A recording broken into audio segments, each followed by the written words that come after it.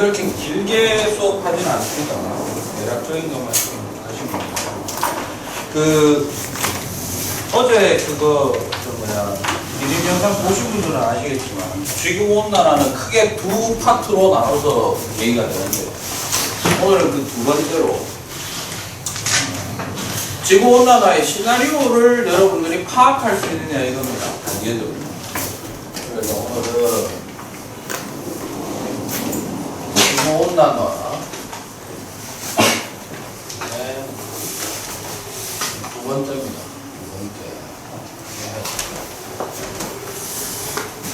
지구온난화가 뭐예요? 지구온난화가 인과관계의 논리적 순서를 정확하게 잡아주기만 하면 됩니다. 알겠습니까? 여보세요. 지구온난화라는 것은 자꾸 지구가 따뜻해져 간다 이 말이죠. 뭐가 상승한다? 기온이죠. 그러니까 이거 다 쓰고 나서 적기만 평균 기온이 어떻게 된다는 얘기예요? 자꾸 올라간다 이런 얘기입니다. 그죠? 왜 올라갔으며 올라가면 어떻게 되는데 이걸 정확하게 알고 있습니다. 별거 없죠? 평균 기온이 어쨌든 간에 지금 현재 올라갈 수 있는 요인은 천문학적인 것도 있고 자연적인 것도 있고 인위적인 것도 있는데 지금 현 시점에서 평균 기온이 올라가는 가장 큰 이유는 인위적인 겁니다. 인위적인 어떤 활동에 의해서 뭐가 세진 거냐면 태양빛이 들어오는 게 뭔가 변화된 건 아니죠. 온실 효과가 증대했기 때문입니다. 그러면 이 온실 효과는 왜 올라갔는데? 라고 하면 특별히 온실 효과를 잘 일으키는 기체를 뭐라고 한다? 온실 기체라고 합니다. 됐어요? 이 양이 어떻게 될까? 증가하다. 대표적으로 CO2 같은 겁니다. 어제 촬영했는 거 보면 이제 CO2, H2O, CFCS, CH4 이런 거 있어요. 됐어요? 그러면 가만히 있다가 온실 개체가 늘어난 이유는 무엇 때문이에요? 요게 이제 드디어 인간의 활동 때문이다 이거죠. 몇 가지. 메인 이유는, 가장 큰 이유는 사실 뭐 때문이다? 인간의 화석연료 소모량이 어떻게 됐기 때문이다. 엄청나게 증가했기 때문이다 이거죠. 근데 이거 말고도 하나가 더 있어요. 얘가 미치는 영향에 비하면 좀 적다라고도 할 수 있겠지만 뭐고 있느냐? 대기 중에 CO2를 제거해주는 놈도 있나? 순간적으로 한 번씩 누구? 식물 광합성을 하니까. 근데 자꾸 식물을 자꾸 없애버리면 CO2를 없애는 놈을 없애버렸으니까 CO2가 자꾸 누적되는 효과가 나타나겠죠. 이해됐습니까? 예. 그래서 환경단원 들어올 때 얘기했던 게 이 두 가지가 제일 큰 거예요. 무분별한 월목량이 증대되었기 때문입니다. 됐어요? 이렇게 돼요. 그래서 쭉 가서 지금 평균 기온이 어떻게 올라갔다. 됐죠? 그러면 이제 평균 기온이 올라갔기 때문에 이제 묻는 거는 이겁니다. 어쩌라고? 이거예요. 됐어요? 첫 번째, 두 가지 현상으로 생각할 수 있어요. 두 가지가 나타날 수 있는데, 첫 번째로는요, 어쨌든 지표 부근에 있는, 어디 부근에 있는? 지표 부근의,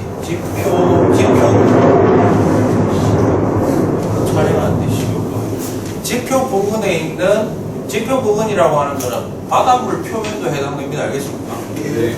표면 부근의 뭐가 자꾸 줄어든다.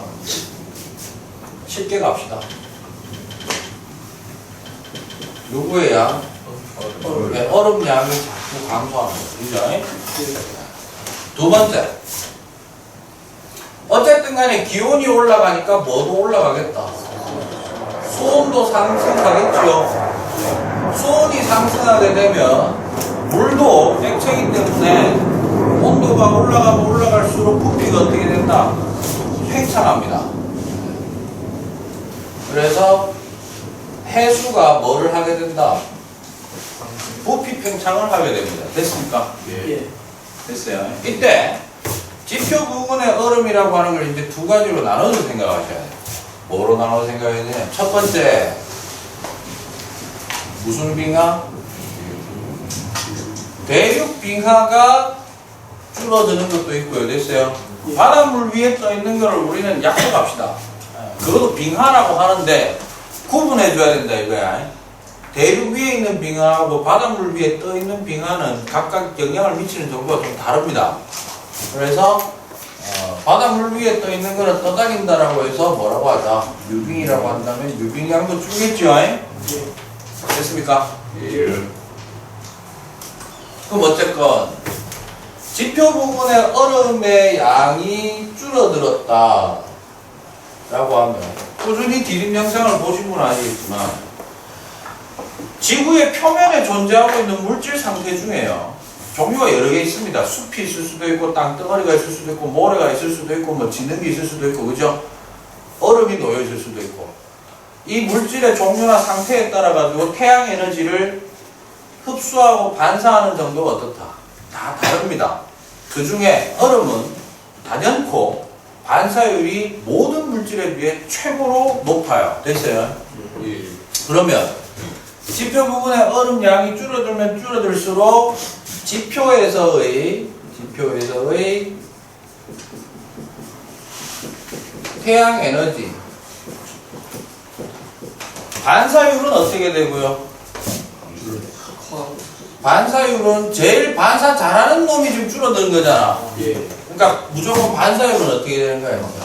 줄어들게 되고 동시에 누가 흡수율은 어떻게 된다? 높아진다. 됐나요? 그 다음에 유빙량이 줄어든 건 크게 의미가 없어요. 이거는 그 심층순환에 영향을 좀 줄 뿐입니다. 뭐라고요? 여러분들 안 배우는 거 즉 표면 근처에서의 바닷물 흐름 표층순환은 배우지만 밑에서 수직으로 움직이는 순환은 우리가 안 배우거든요. 그럼 유빙량이 줄어드는 거는 일반적으로 이제 심층순환에 영향을 주는 겁니다. 변화를 일으켜요. 그거 말고 무슨 빙하가 줄었기 때문에 대륙 빙하가 줄고 수온이 높아지면서 뭐 부피 팽창으로 인한 이 두 가지 현상으로 인해 나타나는 현상이 뭐다? 이게 바로 뭐를 일으킨다. 제일 이제 좀 걱정하는 상황이죠. 해수면 상승을 야기하게 됩니다. 됐어요? 해수면 상승이 되는 순간부터는 어쨌든 지구 생태계는 아작난다고 보시면 됩니다. 뭔가 변화 급변적으로 일어나기 때문에. 일단은 뭐 육상 생물권의 서식지가 어떻게 된다? 줄어들게 되고요. 그죠? 그 다음에 물의 어떤 양이 더 많아지고 기혈이 작은 그 육지가 물 밑으로 깔아앉으면서 여러 가지 에너지 어떤 균형이나 이런 것들도 좀 바뀔 수 있기 때문에 어쨌든 이게 교란 상태가 된다 이런 얘기예요. 됐습니까? 예. 오케이? 그럼 잘 봐. 지금 이 꼬라지가 안 될, 이게 지금 끝났다 이 말이잖아. 이 꼬라지가 안 되기 위해서는 어떻게 해야 돼? 대책은? 지금 인류가 취할 수 있는 대책은 뭡니까? 대책은요? 화석연료 안 쓰고, 그죠? 그러니까 쉽게 얘기하면은 여기에다가 이제 우리가 한번 써볼까요? 이거를 막기 위한 대책이라고 한다면 화석연료 소모량이 늘어나는 것을 줄이기 위한 방법은 뭐? 뭔가 대체 에너지 자원을 대체 에너지를 지금 개발해야 됩니다. 맞아요? 예. 그런데 부수적으로 잘 보세요. 화석연료의 소모량이 늘어난다라는 사실은 굳이 이 지구온난화만 일으키는 게 아니고 화석연료라는 거는 석탄도 있고 석유도 있잖아.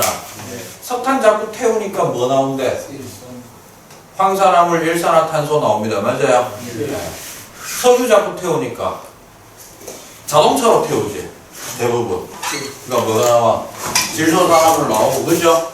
아, 이게 뭐도 자꾸 늘리고 있다. 오염물질 양을 늘리고 있는 상황도 있죠. 네. 따라서 대체 에너지를 개발한다라고 했을 때 대체 에너지의 조건은 첫 번째 친환경 상태여야 됩니다. 즉 무슨 말이냐면 뭔가 나오는 물질이 뭐 없어야 돼요. 그죠? 두 번째로는요. 뭐가 돼야 된다? 이거는 언젠가 고갈되는 거 아니야. 즉 재생 가능해야 되겠는데 이 두 가지 조건을 동시에 만족하는 게 누구? 이런 것을 신재생 에너지라고 하고 여러분들이 1학기 때 배웠던 내용으로 얘기하면 뭐 있지요? 첫 번째 태양 광이 있고 태양 뭐가 있고 열이 있고 태양 때문에 발생하는 거 바람이 붑니다. 뭐? 풍력이 있고 바람 때문에 파도가 생기네요. 파력이 있습니다. 그죠? 달의 조력으로 인해서 생기는 조력 발전, 조류 발전이 있고요. 맞습니까? 예. 그 다음에 지구 내부 에너지에 의한 뭐? 요 정도는 해놔야 된다. 아시겠어요? 그 다음 또 하나. 뭐를 하게 되면? 무분별한 벌목을 하게 되면요. 인간이 벌목을 하는 가장 큰 이유는 뭡니까? 그것도 아셔야 돼요. 경작지의 확장 및 광목지의 확장입니다. 됐습니까? 예. 네. 그러니까 뭐 하여튼 뭐 농사를 짓거나 아니면 뭐 소 돼지 키우고 싶어서 하는 거예요. 됐어요? 그런데 인간이 좀 착각을 한 게 뭐냐면은 이런 거다. 뭐 예를 들어가 논밭이 있어요. 원래 있는데 주변에 숲이야. 뭐라고? 왠지 내가 그 숲을 조금 더 까면 생산량을 더 늘릴 수 있을 것 같아가지고 깠어. 그랬더니 그 지대에 어떤 그 땅의 어떠한 힘이라든가 주변 환경의 변화가 미묘하게 뒤틀리면서 아예 뭐 돼버린다. 그나마 남아있던 숲도 어떻게 되고 말라버리고 사막화돼버리는 현상이 일어나더라 이거. 인간이 지금 예측하지 못하고 지금 당하는 것 중에 하나가 역시 뭐? 무분별한 벌목을 하게 되면 뭐도 일으킬 수 있다? 네, 사막화를 가속화할 수 있죠. 이해됩니까? 사막화를 가속화하게 되면요, 두 가지 현상이 나타날 수 있습니다. 첫 번째는 뭘까요?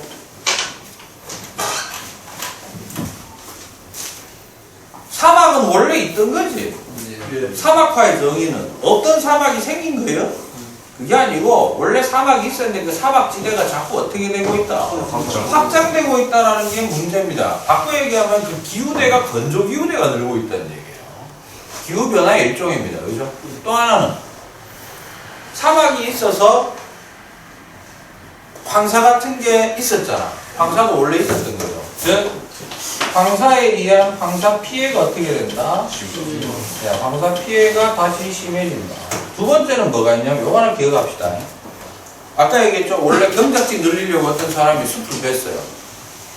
그런데 그만 경작지가 늘어나는 게 아니고 몽땅 뭐가 돼버렸다? 사막이 돼버렸다. 순식간에 삶의 터전이 작살난 거지. 그러한 것을 뭐라고 하느냐면 특히 그러한 것을 기후난민이라고 얘기해요. 뭐라고 한다고요? 기후난민이 늘어나. 됐습니까? 예. 한 방에 되죠? 됐어요? 이거 하나 다시 물어볼게요. 자, 대책이라고 되어 있는 것 중에 대체 에너지 개발도 있고, 또 하나가 뭐죠? 벌목량 안 하고 나무 심기 하면 되잖아, 그지? 예. 그런데 잘 들어. 만약에 우리가 이거를요, 줄였어요. 뭐라고? 줄이면 이게 안 일어나니? 지금 이게 지구온난화의 무서운 점은 바로 이거예요. 이미 스타트 했잖아.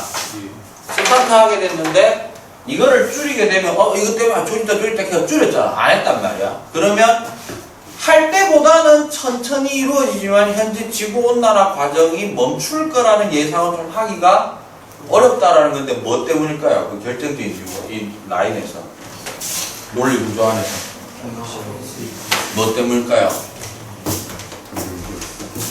봐봐. 이거 줄이고 이거 줄였어요. 그럼 어쨌든 온실 기체가 어떻게 돼? 좀 줄어요. 됐어요? 그럼 온실 효과는 어떻게 돼? 좀 줄어요. 됐어요? 그래서 평균 기온이 어떻게? 줄어줘야 되는데 안 준다 이 말이야. 왜? 바로 이것 때문입니다. 이게 녹아버리는 순간 뭐가? 얼음이 녹아버리는 순간 뭐가 커져버린다? 흡수율이 자꾸 증대돼 버리는 거야. 다시 얼릴 수가 없잖아. 맞아? 그래서 이것 때문에 이게 루틴이 일어나면 됩니다. 됐습니까?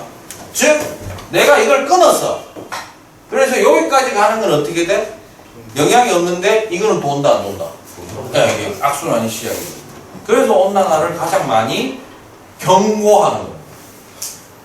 알겠어요? 예. 여기서 주의하실 점은 무분별한 벌목량을 늘리는 것은 사막화의 원인이기도 하고 지구온난화의 원인이기도 하다. 맞아? 틀려? 무분별한 벌목은 사막화의 원인이기도 하고 지구온난화의 원인이기도 하다. 맞아요? 네. 인과관계를 정확하게 해줘야 됩니다. 알겠습니까? 문장 안에서. 평균 기온이 올라간 거는 온실 효과가 증대됐기 때문이다. 맞지? 근데 만약 그림이 진짜로 이렇게 주어졌다면 이것만에 의해서 한 게 아니고 뭐도 흡수율이 점차 상승하고 있기 때문에 라는 것도 들어가줘야 된다는 겁니다. 주어져 있는 자료에서 정확하게 판정하는 것이 이 문제의 포인트입니다. 됐습니까? 예. 됐어요? 예.